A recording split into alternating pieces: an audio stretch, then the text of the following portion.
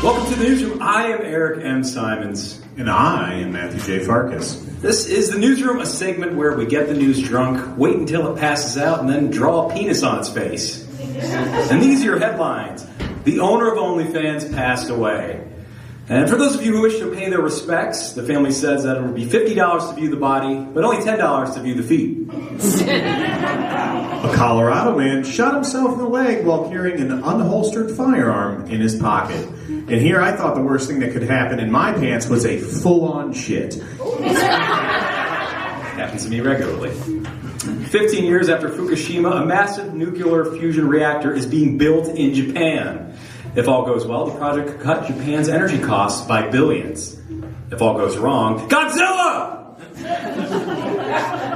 A new app allows parents to use AI to help them learn about their child's needs. However, I'm pretty sure all that child really needs is for you to put your damn phone down.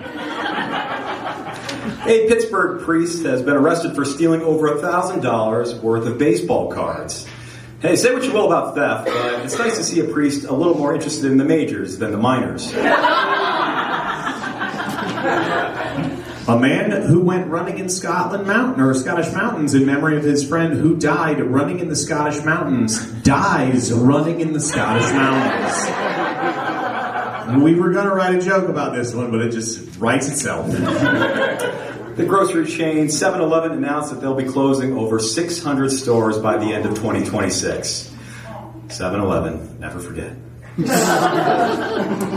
FBI director and worst part of his staff's day, Kash Patel, is suing The Atlantic after they reported on his frequent drunkenness. Which is rich for a guy who has resting "no ossifer, I hasn't been drinking" face. Sources close to Patel say he was so distraught after reading the report that he was on the verge of blinking. Patel is suing The Atlantic for over $250 million, which is insane because The Atlantic doesn't have $250 million. Print media is hanging on by a thread, like Trump's shoelaces. In other alpha males acting like little bitches news, Pete Hegseth, seen here practicing for prison, continues to ban photographers from the Pentagon for printing unflattering photos of him. Hey, it could always be worse.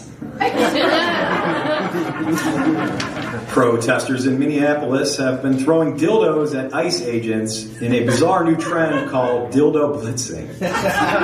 Man, talk about a don't. Chuck E. Cheese has opened an adult version of their arcade, and it took no time at all for the first drunk adult to get their arms stuck in a machine. Wait, Eric, didn't something similar happen to you last week? Guilty! After his recent car crash and DUI arrest, Tiger Woods announced that he'll be stepping away from golf for a period of time. And something tells me golf wasn't the problem. Sources say that Tiger will bounce back because if there's one thing rich people and periods have in common, it's pulling some strings to make the thing look like it never happened. We'll let that. Our next story is about crime voted #1 reason to tiptoe by criminals. New York has seen a 1,000% increase in pickpocketing since 2019, and word on the street is, Eric, you're pretty good with your hands. Ever try being a pickpocket? I did, actually. I found it pretty difficult. Stealing weight on your conscience? No, I went yoink every time I did it. A new live-action Winnie the Pooh movie is in production. It will feature most of our childhood favorites, including Tigger and Piglet. However, Eeyore will be absent after finally losing his battle with depression. We knew it was coming. The writing's been on the walls for years. None of you helped him. Caitlyn Jenner recently went on The View to express her frustration over Trump's policy concerning gender markers on passports. Jenner says the issue has prevented her from flying. I mean, come on, let the woman fly. You certainly don't want her driving. Maybe she can carpool with Tiger Woods. Hey, this just in. Children everywhere are spontaneously combusting. Sources say they will be missed. Former Education Secretary Betsy DeVos gave a graduation speech at Bethune-Cookman University where she was booed by a largely black audience. Man, I haven't seen a black audience turn on a white person like that since you performed at the Apollo, Eric. Hey, I thought my preacher comes out of the closet bit was going to kill. Killed the vibe. The world's largest manufacturer of condoms says they'll have to raise their prices due to the effects of the Iran war. Which means this might be the first war to inadvertently create more life than it destroys. You should start calling it the Trojan War. Unfortunately for Trump, he can't just pull out of this war. A new study found that a majority of Gen Z abstain from alcohol. You may know these people as liars. Cardi B had her citizenship fast-tracked in the U.S. after months of public support for the Trump administration. So I guess that Republicans only complain about musicians getting political when they're good musicians.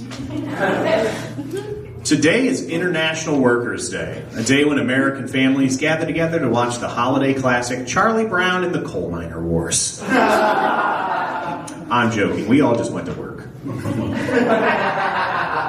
A new report from the Pew Research Center says that Oklahoma has the highest divorce rate in the U.S., leaving many Americans with the same question: why are so many children in Oklahoma breaking up their parents' marriages? McDonald's has introduced a new fry subscription. For just $20 a month, you can get unlimited French fries. And hey, it even comes with a toy.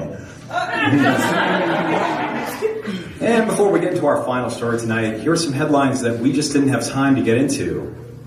The Strait of Hormuz opens for business. A parent distraught with the state of the world gives their baby back to God. President Trump's stimulus packages begin arriving in American homes. And God said, fuck that guy in particular. And our final story for the evening.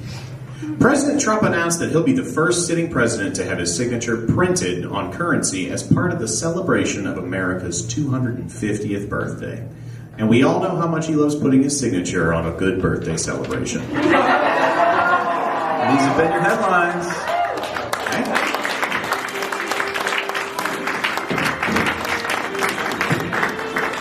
Keep it going for Eric M. Simons and Matthew Farkas, everybody. The Newsroom.